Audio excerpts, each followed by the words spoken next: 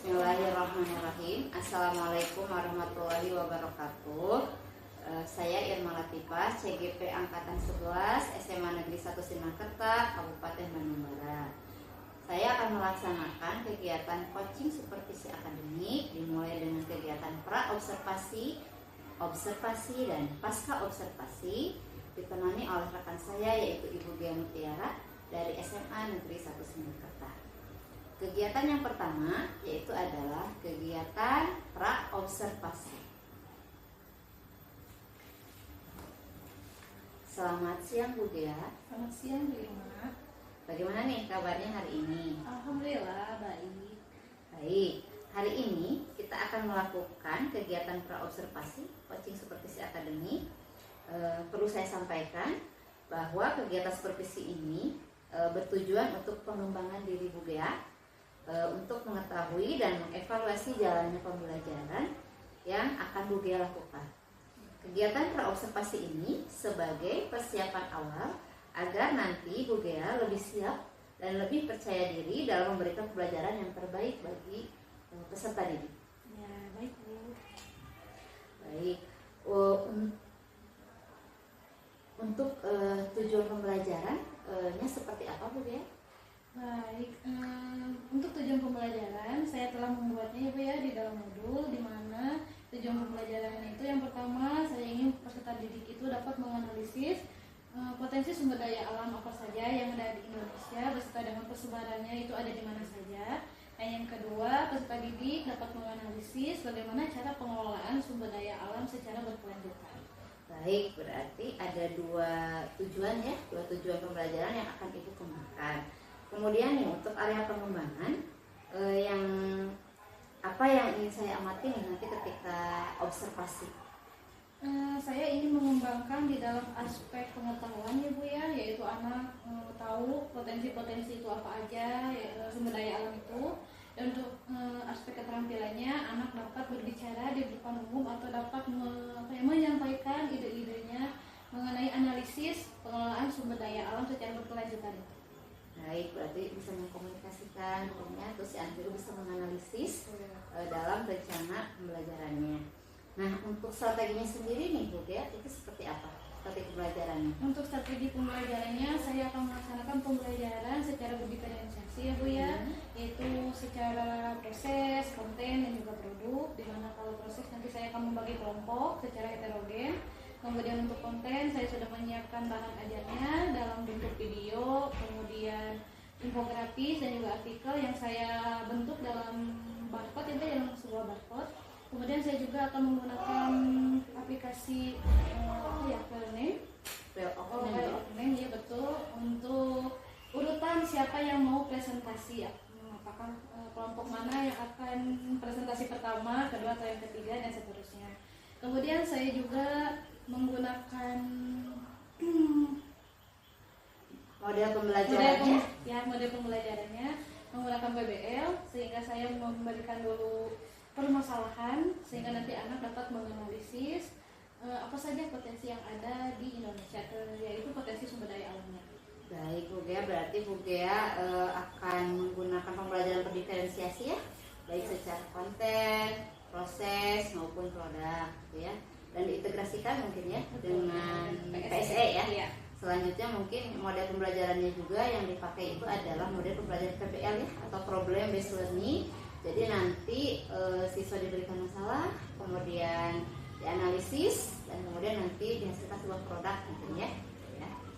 Baik, untuk media pembelajarannya sendiri nih yang digunakan itu seperti apa ya Bu ya?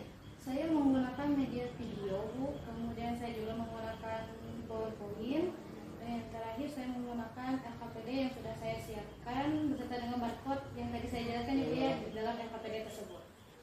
Baik, kira-kira kapan nih akan dilaksanakan kegiatan pembelajarannya? Mungkin ya Bu, tapi saya sudah menjadwalkan ya Bu ya, untuk supervisi ini itu pada hari Rabu tanggal 16 di kelas 11-9 pada jam pertama dan jam kedua. Baik, jadi nanti saya akan mengobservasi gitu ya, akan melihat dan mencatat apa saja yang terjadi dalam proses pembelajaran tersebut. Baik, harapannya nih setelah kita melakukan kegiatan praobservasi ini, harapan Bu Gia sendiri seperti apa? Saya harap anak-anak itu menjadi lebih aktif lagi dalam mengikuti pembelajaran dan lebih antusias lagi dalam mengikuti proses pembelajaran yang saya laksanakan di kelas. Jadi nanti saya akan melakukan kegiatan observasi ya di kelasnya Bu Gia. Selanjutnya kita akan melakukan percakapan yang terakhir, yaitu kegiatan pasca observasi yang Bu Gia nanti saya akan didampingi oleh pengajar praktik saya. Nah, baik. Sebelum kita akhiri nih Bu Gia, dari percakapan ini kira-kira Bu Gia mendapatkan apa? Dari percakapan ini ya Bu ya, saya mendapatkan pencerahan apa saja yang harus saya siapkan, media seperti apa yang harus saya gunakan, sehingga nanti saya bisa melaksanakan pembelajaran menjadi lebih baik lagi, terutama untuk peserta didik saya. Terima kasih Bu Gia atas waktunya. Demikian kegiatan praobservasi. Terima kasih atas waktunya Bu Gia. Sampai bertemu lagi di kegiatan observasi dan pasca observasi. Assalamualaikum warahmatullahi wabarakatuh.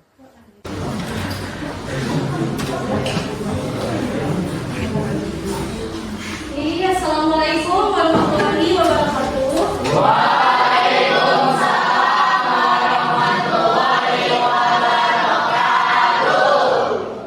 Gimana kabarnya kalian hari ini?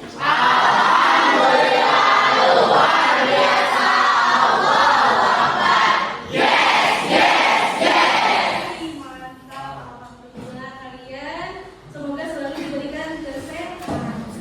Oke, sebelum kalian berangkat ke sekolah sarapan dulu tidak? Ada yang tidak sarapan?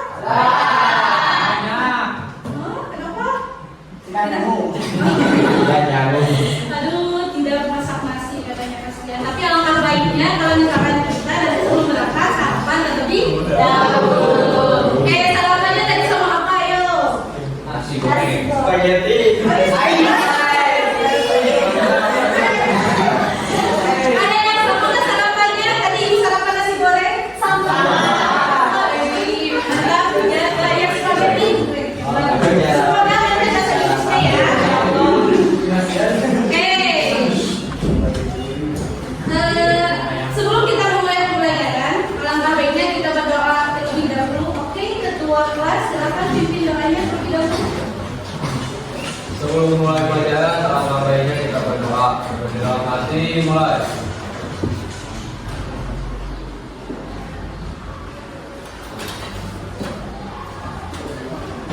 Berdoa selesai. Oke, alhamdulillah kita sudah selesai berdoa. Sebelum kita memulai membahas materi hari ini, ibu akan mengecek kehadirannya dulu. Tapi ibu ingin kalian menjawab pertanyaan atau absensi dari ibu itu bukan dengan kata hadir, tapi ibu ingin kalian menjawabnya dengan perasaan yang sedang kalian rasakan hari ini. Siap? Siap.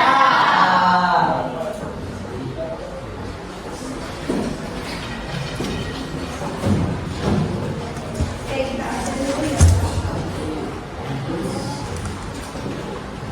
Abdul itu apa perasaannya? Senang kelihatan dari saya senang. Ahmad Tuhan happy. Alisa semangat Bu, semangat. Adis hadir. Bunga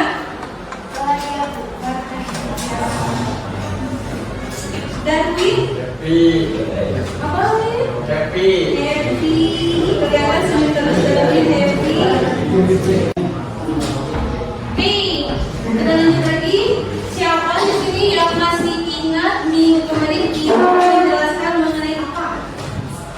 Oke, silakan. Pengertian dari klasifikasi sumber daya alam. Wih, keren, hebat dong.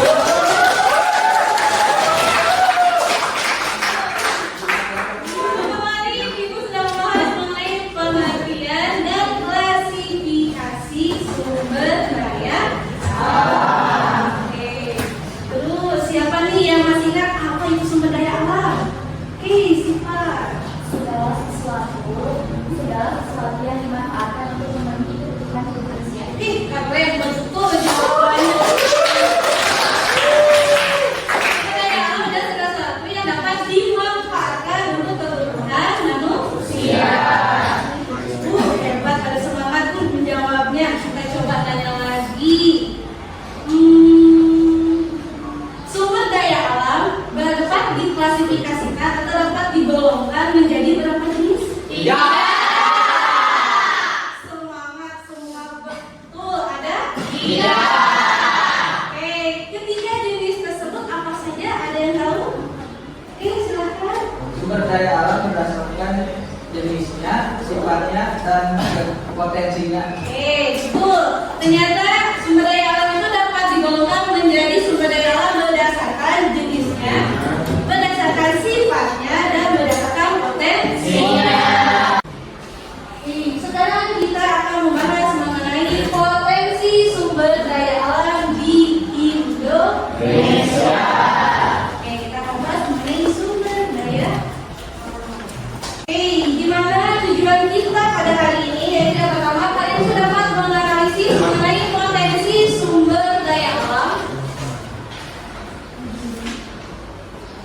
Menganalisis potensi sumber daya alam di Indonesia.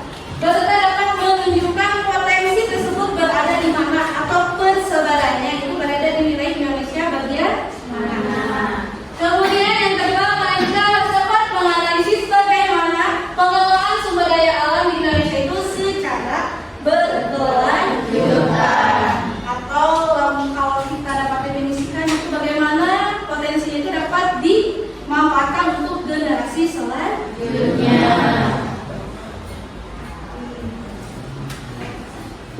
Nah, sebelum kita melihat video, coba kalian perhatikan ruang kelas kalian. Kira-kira nih kelas kalian ini itu bahan-bahannya dari apa saja? Semen, besi, pasir, pasir,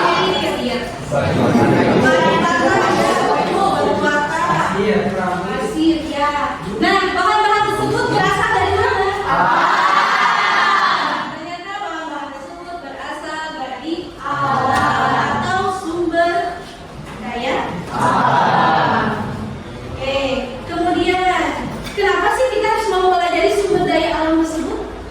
Oke, silakan. Untuk memanfaatkan sumber daya alam secara optimal. Betul, lebih jelasnya mengenai pengelolaan sumber daya alam tersebut, mari kita lihat video. Silakan.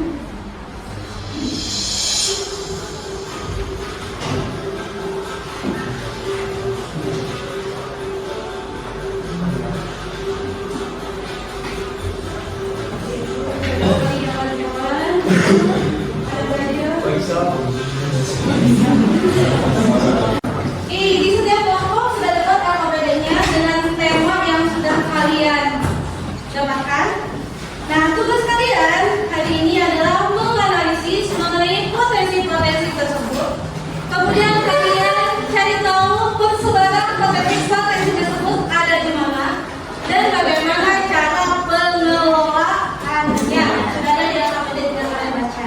Nah, untuk sumber bacaannya, kalian bisa menggunakan video, bisa menggunakan artikel, dan juga bisa menggunakan buku paket yang sudah disediakan. Oke, siap? Atau ada yang mau ditanyakan dulu sebelum melaksanakan tugasnya? Tidak. Oke, silakan. Di sini ada video, ada artikel di halaman ini juga barcode-nya sudah ada. Tinggal kalian scan barcode-nya saja. Silakan kerjakan. Jangan minta nomor 1, nomor 2, nomor 3. Tugas selanjutnya itu adalah kalian membuat kreativitas kalian dari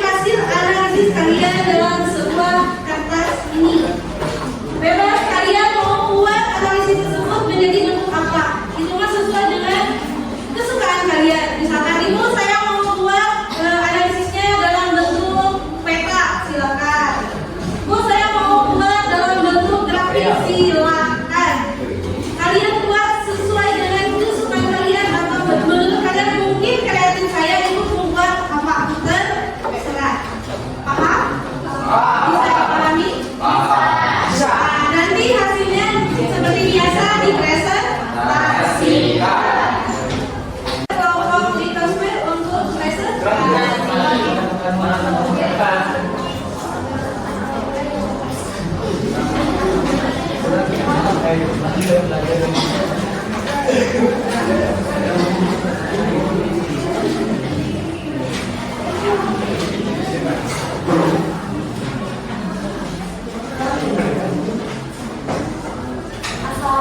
warahmatullahi wabarakatuh.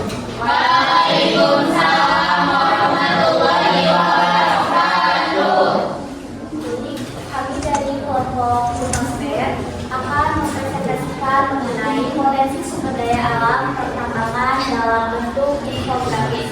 Langsung saja pada materi yang pertama akan disampaikan oleh Aini. Sebentar, kelompok yang lainnya harap perhatian. Pada kesepakatan kelas kita bahwa kalau ada orang yang di depan kita harus menghadiri. Terima kasih, hari ini pembelajaran sudah selesai. Minggu depan kita akan membahas mengenai persebaran flora dan fauna di dunia. Kita berkeliling dunia. Oke, karena pembelajaran hari ini sudah selesai, kita ucapkan alhamdulillah. Oke, cukup sekian yang dapat kita sampaikan hari ini. Wassalamualaikum warahmatullahi wabarakatuh.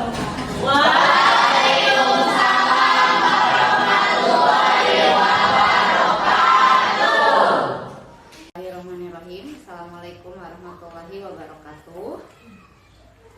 Berjumpa lagi dengan saya Irma Latifah, CGP Angkatan 11 SMA Negeri 1 Sindangkerta, Kabupaten Bandung Barat, dalam kegiatan pasca observasi yang ditemani oleh ibu pengajar praktik saya yaitu Ibu Kana, kemudian rekan saya yaitu Ibu Gia Mutiara, guru SMA Negeri 1 Sindangkerta. Kami akan melaksanakan percakapan pasca observasi setelah kegiatan observasi yang telah kami laksanakan.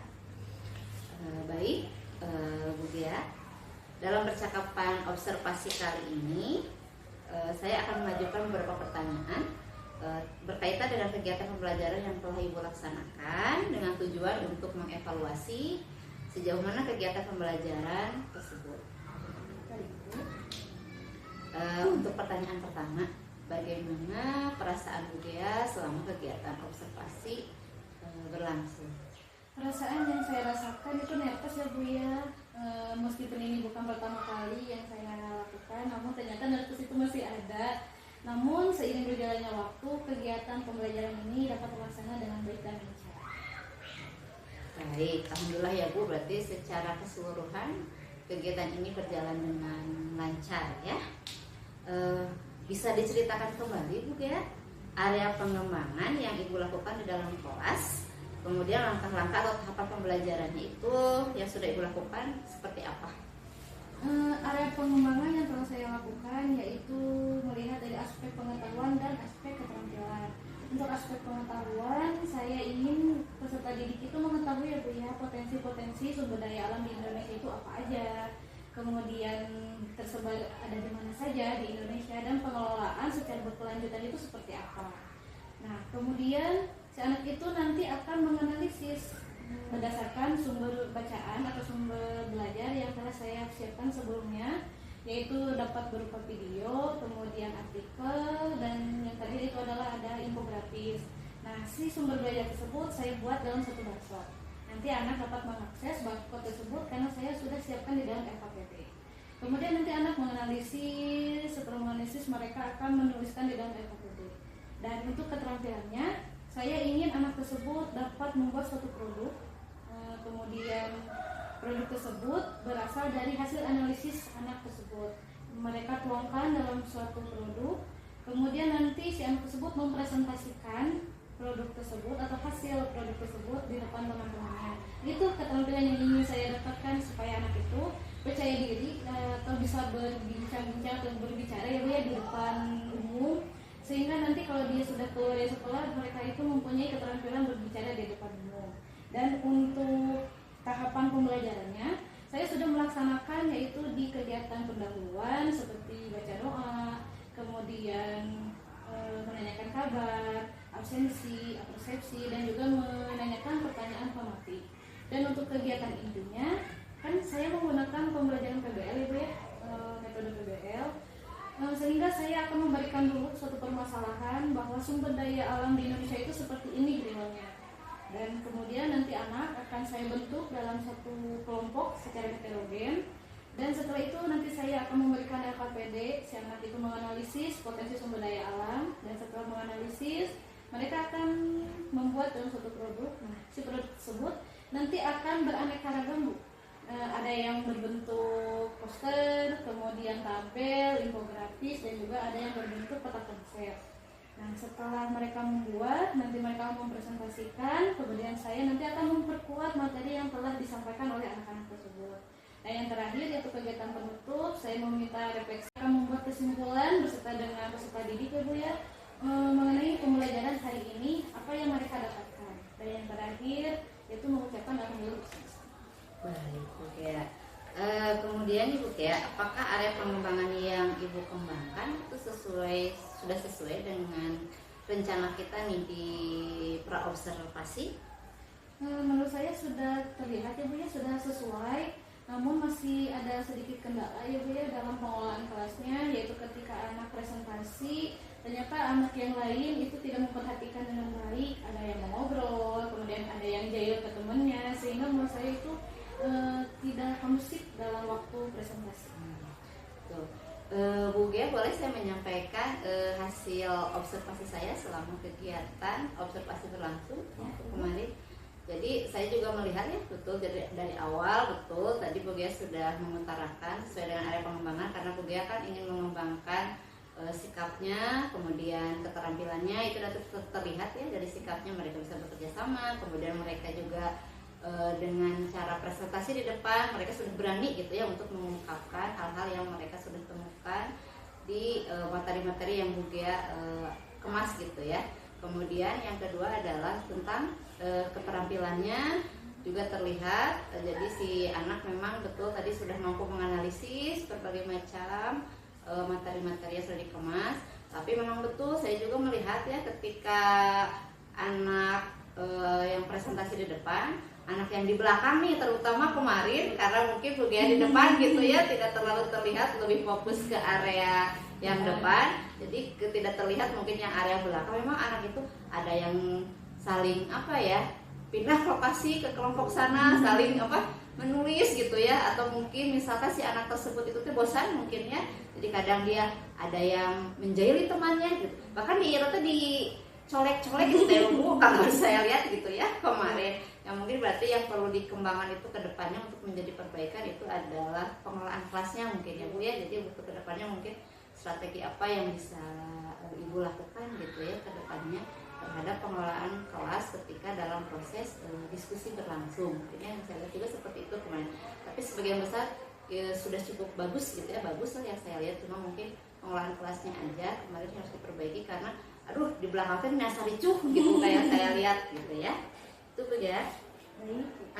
Kira-kira nih untuk mengatasi masalah yang terjadi gitu ya, yang barusan yang terjadi ketika proses pembelajaran kan dalam pengelolaan kelas, kira-kira tindak lanjut dari Bu Gea itu akan seperti apa?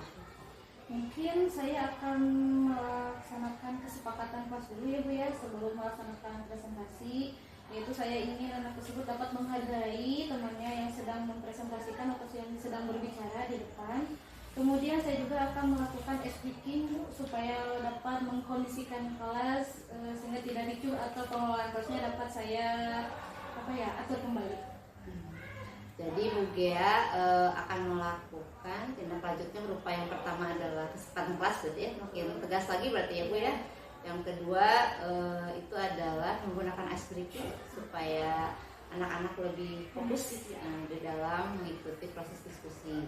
Nah, kira-kira kapan nih Bu akan dilaksanakan rencana tersebut? Secepatnya Bu, yaitu akan saya laksanakan di kegiatan pembelajaran selanjutnya. Karena menurut saya ini sangat penting karena terkait dengan peserta didik.